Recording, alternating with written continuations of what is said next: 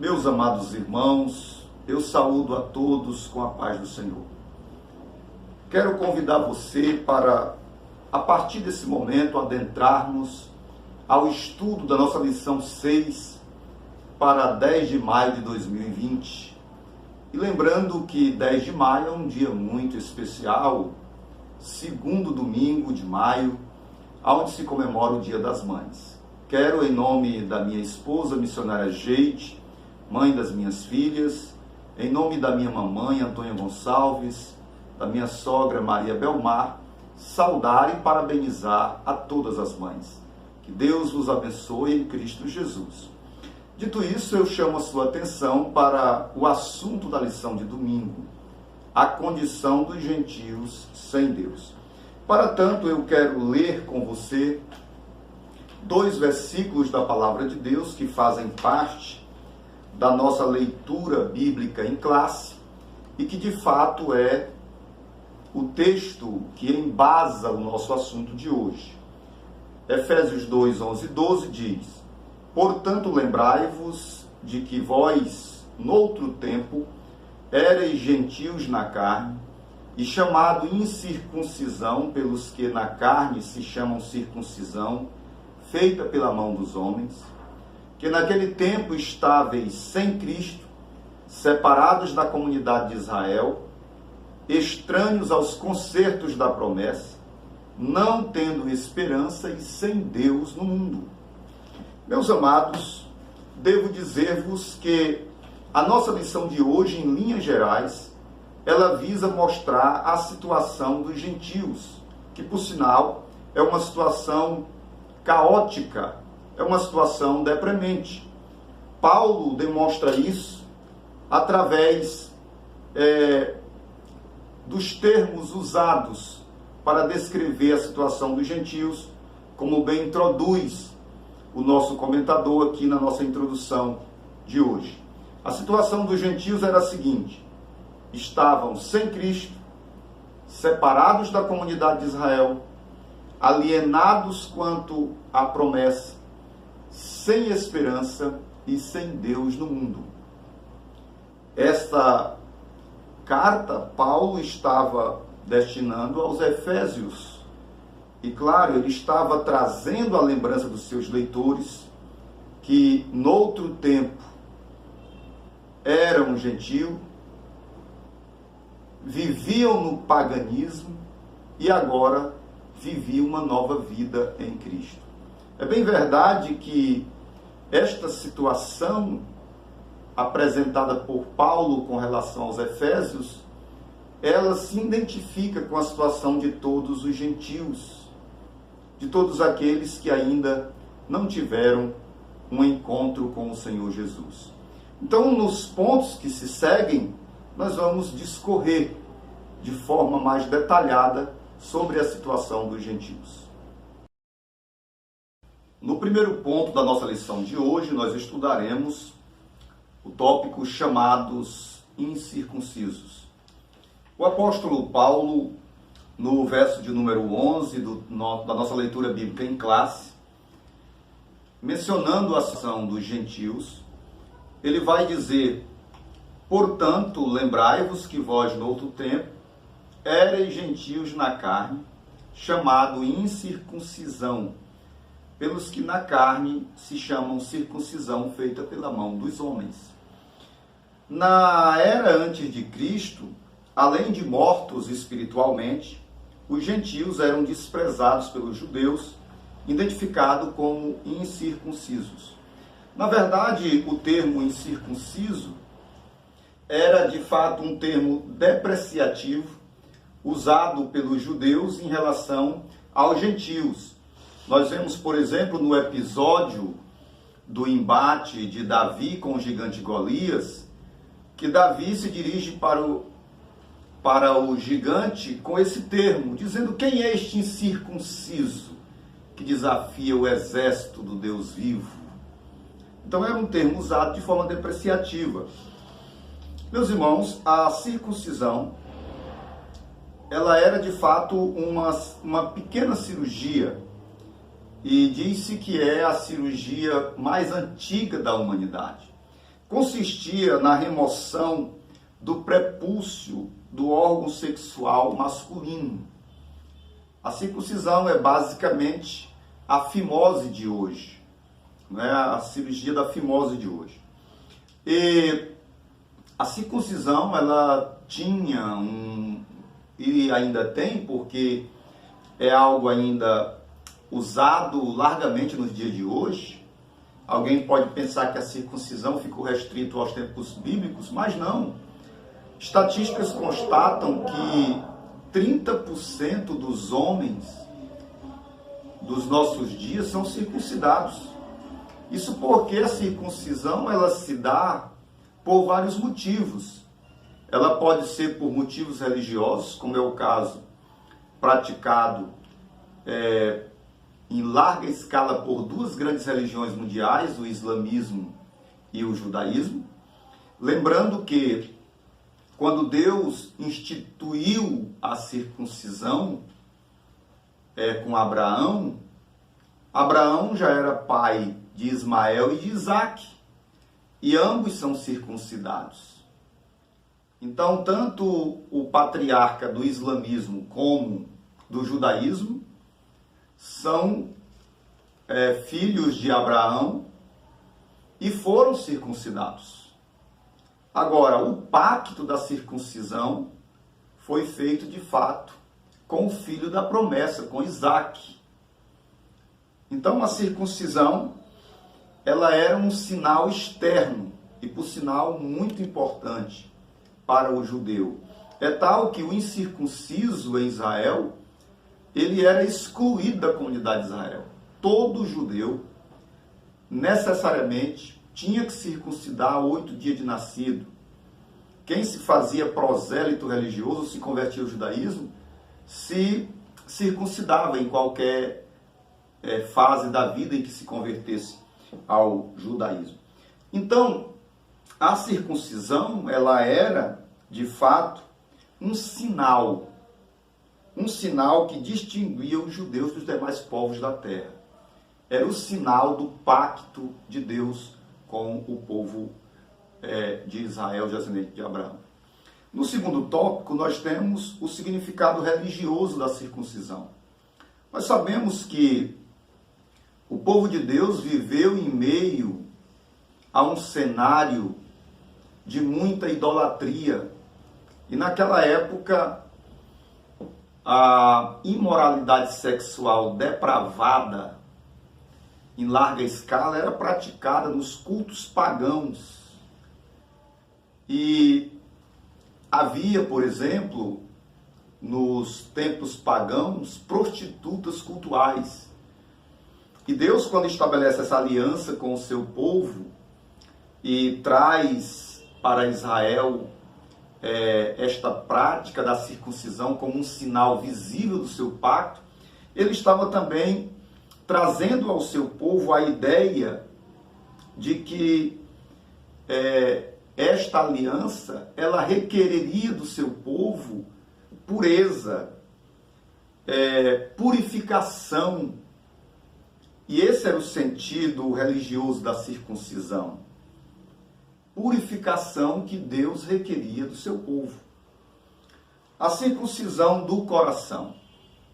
O terceiro tópico do primeiro ponto, ele vai abordar algo muito importante. E eu gostaria de ler as palavras de Deus em Deuteronômio, no capítulo de número 10 e o verso 16, aonde diz a palavra: circuncidai, pois, o prepúcio do vosso coração, e não mais endureceis a vossa cerviz. Veja que no livro de Deuteronômio, Deus já falava a Israel acerca da circuncisão interior, da circuncisão do coração. Isso porque, ao longo da história do povo de Deus, Israel, embora tivesse o sinal visível, mas vivia em desobediência a Deus.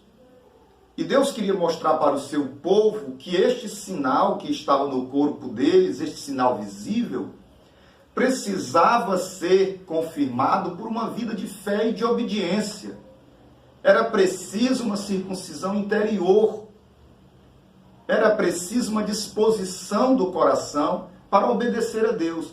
Então, ao longo do Velho Testamento, Deus já falava disso, da circuncisão interior. É preciso confirmar o sinal exterior com um coração disposto a obedecer a Deus.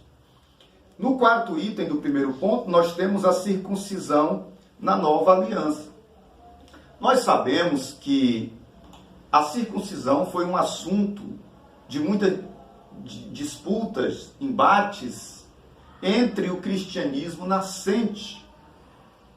Por sinal, o primeiro concílio que houve em Jerusalém, conforme o capítulo 15 de Atos, foi provocado pelo debate, em grande parte, sobre a circuncisão.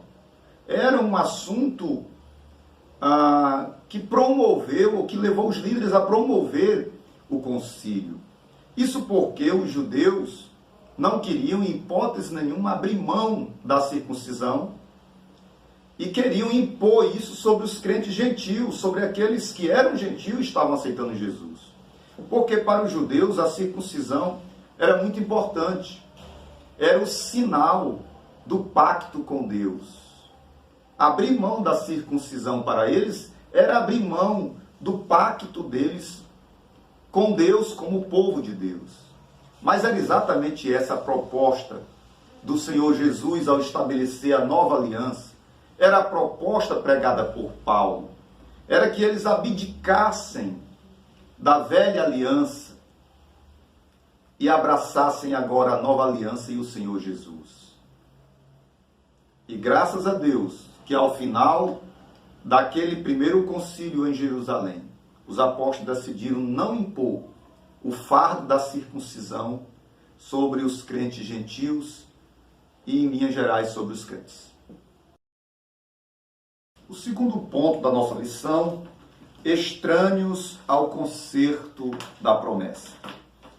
Meus amados, a palavra estranho traz a ideia de algo ou alguém que está de fora, alguém alheio à situação. E de fato essa era a situação dos gentios. No primeiro tópico da nossa lição, nós temos uma vida sem Cristo. Era essa a real situação dos gentios. Quando falamos uma vida sem Cristo, nós estamos querendo dizer com isso que eles tanto desconheciam a Cristo, como também eram indiferentes às promessas acerca dele e da sua obra. Hoje, por exemplo, mesmo as pessoas que não servem a Cristo, mas de alguma forma já ouviram falar, a própria história secular trata acerca de Cristo, as datas comemorativas do cristianismo são de certa forma conhecidas em todo o mundo. Então, de alguma forma, as pessoas já têm algum conhecimento, alguma informação acerca de Cristo. Naqueles dias, os leitores dessa carta estavam sem Cristo, no sentido de desconhecê-lo e também no sentido de não conhecer sequer as suas promessas acerca dele e da sua obra. Essa era a triste realidade dos gentios naqueles dias. Como se não bastasse, o segundo tópico do segundo ponto nos diz: separados da comunidade de Israel. Eles estavam separados da comunidade de Israel. Ora, se Deus se revelou para os patriarcas de Israel, se Deus fez os pactos com o povo, os pais de Israel, se Deus fez as promessas à nação de Israel, isso quer dizer que quem não era da comunidade de Israel, consequentemente, estava separados, estava de fora da revelação dos pactos e das promessas. Esta era a lastimável situação dos gentios. Mas Paulo, quando escreve aos Efésios, ele vai mostrar uma nova de muita alegria, que através de Jesus Cristo, agora os gentios poderiam também fazer parte da descendência de Abraão. Já no terceiro tópico, do segundo ponto, o nosso comentador traz as palavras de Paulo nessa descrição da situação dos gentios alienados aos pactos das promessas. Os gentios, eles estavam alienados aos pactos, eles não conheciam os pactos de Deus com Israel. Nós sabemos que o nosso Deus é um Deus de aliança, é um Deus de pactos. E ele fez vários pactos com Israel.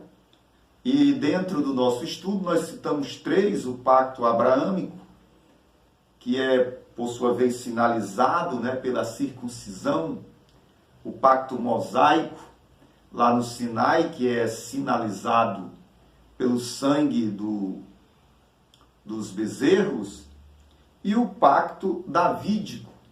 E todos esses pactos, eles giravam em torno da grande promessa do advento do Messias, da vinda do Messias prometido. É bem verdade que o pacto davídico, ele era um pacto mais futurístico, e ele apontava mais para o reino do Messias, o reino do milênio. Mas, meus irmãos, os gentios, como estavam alienados aos pactos e às promessas, eles não conheciam nada disso. Então, esta era a triste situação dos gentios. O terceiro ponto da nossa lição de hoje, o comentador traz uma das descrições mais lamentáveis da situação dos gentios, sem esperança e sem Deus no mundo. Agora Paulo passa a descrever a situação dos gentios que viviam não tendo esperança e sem Deus no mundo. Meus irmãos, nós sabemos que a palavra esperança, ela traz a ideia de confiança nas promessas de Deus. Ela traz a ideia de nutrir expectativas acerca de algo. Então, os gentios viviam num estado de desesperança. É tal que essa situação influenciou em muito os gregos, a filosofia grega, por exemplo. Epicuro, 341 a 270 a.C., ensinava que o prazer é o início e o fim da vida, que nada existia após a morte e que, portanto, nada havia para ser temido. Ele dizia: então, o mais temível de todos os males, a morte, não significa nada para nós, justamente porque estamos vivos. É a morte que não está presente. Ao contrário, quando a morte está presente, nós é que não estamos. E ele concluía dizendo: e no entanto, a maioria das pessoas ora fogem da morte como se fosse o maior dos males, ora deseja a morte como descanso dos males da vida. Então vejam que boa parte da filosofia grega, vários dos filósofos gregos, eles não acreditavam na vida após a morte, e muito menos que essa vida fosse de bem-aventurança, porque eles não tinham a esperança do cristianismo, a esperança que o cristão tem. Então eles eram desprovidos de esperança. No segundo tópico do terceiro ponto, temos a última expressão mencionada por Paulo nos versículos em análise deste comentário. sem Deus no mundo.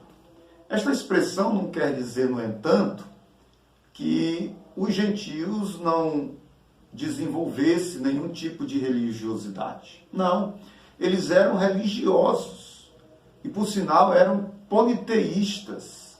Viviam imersos na idolatria, adorando e servindo a vários deuses. Inclusive, Paulo está lembrando aos irmãos de Éfeso, Paulo está lembrando aos efésios a situação deles de outrora, quando eles não tinham Cristo, quando eles viviam sem Deus no mundo, imersos na idolatria. Nós sabemos que a própria cidade de Éfeso era um berço da idolatria. Se adorava a famosa deusa Diana, e havia naquela cidade um verdadeiro império em torno da grande deusa dos Éfesos, ou dos Efésios, não é? Então, meus amados irmãos, o fato deles viverem sem Deus quer dizer apenas que eles não tinham o Deus verdadeiro, mas viviam a sua religiosidade cega, imersos numa idolatria generalizada. Mas não conhecia o verdadeiro Deus, o Deus Criador, o Deus que se relaciona com o homem, o Deus que nos dá esperança de uma vida eterna. E na conclusão da nossa lição de hoje, o comentador chama-nos a atenção para o fato de que, noutro tempo, éramos incircuncisos, estávamos excluídos da aliança com Deus, alienados, separados de Cristo e de Israel, e vivíamos alienados ao conceito da promessa, desesperançados e longe de Deus. Meus irmãos, o comentário de hoje deve nos levar à seguinte conclusão: reconhecer quem nós éramos, pensarmos acerca da situação em que vivíamos e como Deus nos arrancou de lá. E eu chamo a sua atenção, caro professor, que trabalhemos isso com o nosso aluno. Que lembremos da nossa conversão, de onde Deus nos tirou e do que Ele fez em nossa vida, porque cada um de nós somos conscientes das transformações que Deus fez em nossa vida. E que isso nos leve a uma vida de santidade, de gratidão e de amor a Deus, reconhecendo o que Ele fez por nós e aonde nós estamos hoje, em Cristo Jesus. Que Deus abençoe a sua vida, que Deus abençoe o seu ministério, caro professor, e que nós possamos, ao final do estudo desse comentário de hoje, sairmos mais desejosos de servir a Deus, com amor e gratidão. Amém.